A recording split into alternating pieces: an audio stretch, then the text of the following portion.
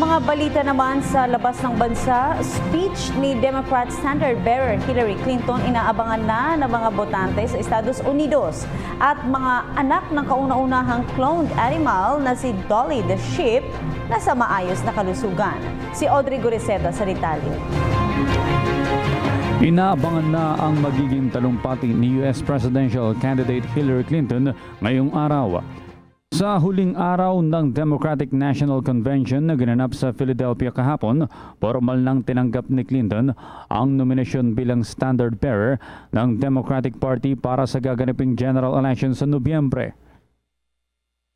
Mismong si United States President Barack Obama at Vice President Joe Biden ang nag-endorso kay Clinton.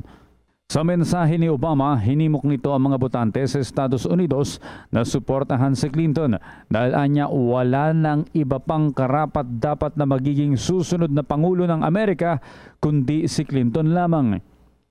Maliban dito, naniniwala rin si Obama na kaya ng dating Secretary of State na mapagtagumpayan ang anumang kahaharaping problema ng Amerika gaya na lamang ng kahirapan at karahasan. Inaasahan naman ang anak ni Clinton na si Chelsea ang magpapakilala sa kanyang ina sa gaganaping speech. Sinabi naman ng campaign manager ni Clinton na si Robbie Mook, inaasahang sa sentro ang talumpati sa moment of reckoning at panawagang pagkakaisa. Itinuturing na makasaysayan ang pagtakbong ito sa eleksyon ni Clinton lalo na't siya ang kauna-unahang babae na naging standard bearer ng isang major political party sa Estados Unidos. Samantala, nasa maayos na kondisyon ang mga anak ng kauna-unahang cloned animal.